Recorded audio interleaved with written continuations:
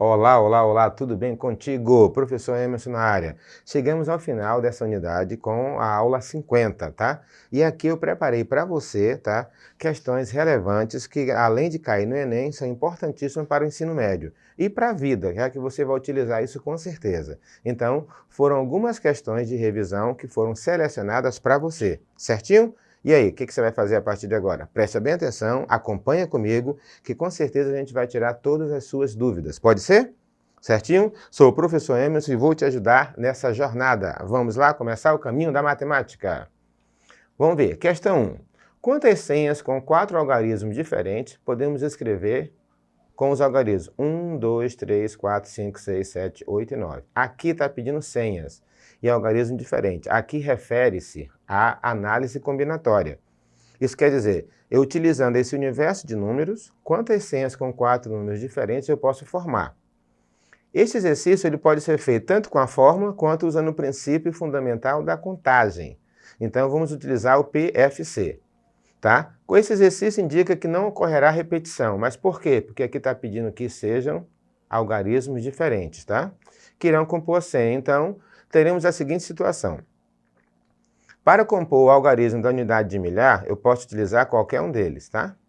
Então, eu vou ter 9 opções ou possibilidades para cá, tá? Nesse caso aqui. Já para os das dezenas, eu vou ter 8. Já que um vai ficar aqui, aí sobram 8 possibilidades para cá, tá? Já que 2 já foram escolhidos, sobram 7 opções para cá, tá ok? E já que foram escolhidos já 3, sobram 6. Então, basta que você multiplique 9 vezes 8 vezes 7 vezes 6, o que vai me dar 3.024 senhas, o que vai dar aqui a letra C. É só você prestar bem atenção quando pedir esse negócio de senhas, tá? Utilizando a questão do princípio fundamental da contagem, utilizando a análise combinatória.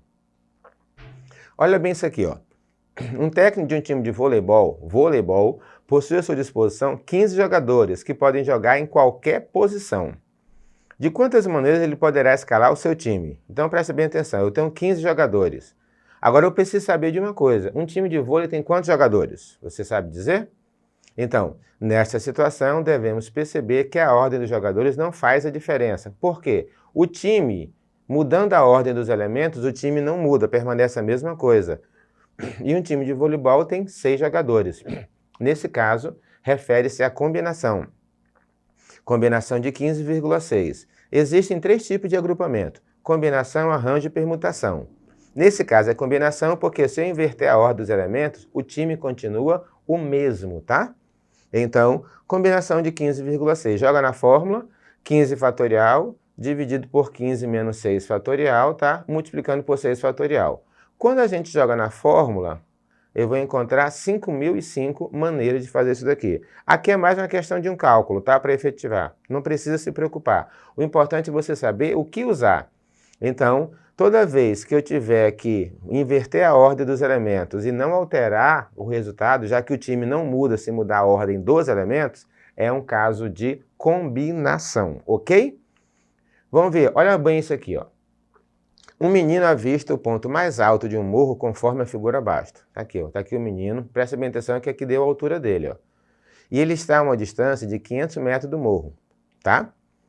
Então eu preciso calcular a altura H deste ponto. Aí aqui tem algumas ideias. Se o ângulo aqui, é importante essa dica, não for nem 30, nem 45, nem 60, eles vão dar na questão os dados de seno, cosseno e tangente do ângulo aqui. Desde que ele não seja nem 30, nem 45, nem 60, porque sendo um deles você tem que saber dos valores. Nós temos que analisar que isso aqui forma um triângulo retângulo. Tá? E eu quero saber a altura total. Então, primeiro eu vou calcular utilizando a trigonometria no triângulo retângulo para depois adicionar com a altura do menino. Como é que vai ser isso, professor? Observando o desenho, notamos que o ângulo visual é de 20 graus. Para calcular a altura do morro, iremos usar as relações do seguinte triângulo, tá? Tá aqui o triângulo, presta bem atenção. Aqui é 500 metros e aqui é 20 graus. Lembra que esses 20 graus aqui é a partir do olho do menino. Então, eu tenho que adicionar daqui para baixo com a altura dele, tá? E o que eu vou fazer? Como o triângulo é retângulo, iremos calcular a medida x usando a razão trigonométrica tangente. Mas por que vai ser tangente? Tem uma dica que é um macete. No triângulo retângulo, quando não tem a hipotenusa, você resolve pelo tangente. Então, o que eu vou fazer nesse caso aqui, para que você possa ter essa noção, né? Nesse caso, é ter a resposta de que eu vou fazer ou adicionar aqui, calcular a tangente de 20, tá aqui, ó, 0,36. É importante que você tenha essa noção aqui, ó. A tangente de 20, tá? Que vai ser o cateto oposto sobre o cateto adjacente. Então, esse x vai ser igual a 500 vezes 0,36, tá? Então, nesse caso, vai ficar bem fácil, que vai me dar aqui, ó, 180. O menino tem 1,3 de altura, ó. Daqui para cá, deu 180. 180 adicionado com 1,3, eu vou encontrar aqui, ó, 181,3 metros, tá? Lembrando, esse 180 é a multiplicação de 500 por 0,36, que é o valor da tangente, tá? Só para lembrar disso. Questão 4. João trabalha em um prédio e todos os dias tem que subir uma escada de 8 degraus, que tem aproximadamente 2 metros de comprimento e 30 graus. É isso aqui, ó. Tá, ó. Tem 2 metros de comprimento e 30 graus aqui, ó. Ela tem 2 metros de comprimento e 30 graus é o ângulo que ela forma com o chão. De acordo com a figura a seguir, determine a altura de cada degrau. E agora, como é que vai fazer isso, professor? Então é importante que você tenha noção do triângulo retângulo formado. Vamos lá? Como a escada forma um triângulo retângulo, dá para perceber aqui? Aqui eu tenho 2. Aqui o ângulo é 30. Aí o que eu vou fazer aqui nesse caso? Calcular aqui, ó, esse H. Então, o que a gente vai fazer? Nesse caso, só para a gente poder ter noção, como a escada forma um triângulo retângulo, o primeiro passo para responder a questão é encontrar a altura da rampa, que corresponde ao cateto oposto. Está aqui o cateto oposto ao ângulo. Certinho? Então, o que eu vou fazer? Se a altura da escada é de 1 metro e ela possui 8 degraus, então dividimos a altura por 8 e encontraremos a altura. Mas por que é 1? Presta bem atenção aqui. Aqui é 30, esse aqui é o cateto oposto. O cateto oposto sempre vai ser a metade da hipotenusa. Então, o que eu vou fazer? Se aqui é 2, aqui é 1. Se aqui fosse 4, aqui seria 2 e aí vai. Como aqui é 2, essa altura é 1, e eu tenho que perceber que existem 8 degraus. O que a gente faz? É só dividir a altura por 8. Então, eu vou encontrar 0,125 metros. Mas a resposta lá nas opções está em centímetros, tá? Que ainda não está aqui. Então, o que significa? 0,125 metros é a mesma coisa que 12,5 centímetros. É uma questão mais interpretativa, tá? Essa dica para vocês aqui ela é preciosa, tá? Ó. Toda vez que o ângulo for 30 graus, o cateto oposto é sempre a metade da hipotenusa. Grava e fixa isso, tá? De novo, toda vez que o ângulo é 30 graus em um triângulo retângulo, o cateto oposto é a metade da hipotenusa. Vamos ver essa daqui agora. É uma questão do Enem, mas agora vamos mexer com estatística, tá? Como assim, professor? 3 alunos X, Y e Z estão matriculados em um curso em inglês. Para avaliar esses alunos, o professor optou por fazer 5 provas. Para que seja aprovado nesse curso, o aluno deverá ter a média aritmética das notas das 5 provas maior ou igual a 6. Aqui já está dando a dica. Qual é? A média aritmética das notas.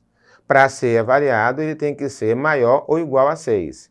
Na tabela estão dispostas as notas que cada aluno tirou em cada prova. Com base nos dados da tabela e nas informações, quem é que vai ficar reprovado? Então, o que eu tenho que fazer? Calcular a média de cada um e ver quem é que vai ficar com nota inferior a isso daqui, ó. Porque aqui está dizendo que, no caso, para ser aprovado, ele tem que ter nota maior ou igual a 6. Não é a nota, é a média. Então, o que eu vou fazer? Calcular a média de cada um. Como assim, professor? Média 1. Média 1 vai ser do aluno X. Soma todas as notas e divide por 5, tá? Soma todas as notas e divide por 5, porque são 5 provas. Deu 6,2. Média 2. A média 2 refere-se, tá, ao aluno Y. Soma essas notas, tá? Somando deu 30, ao dividir por 5, 6. Isso quer dizer que esses dois aqui estão aprovados. Vamos ver agora o aluno tá? Z. Soma as quais 5 notas, tá? E vamos ver o que vai dar? Soma as 5 notas, deu 29, dividido por 5, 5,8. Então, como o aluno ficará aprovado com nota igual ou superior a 6, quem vai ficar reprovado é o aluno Z.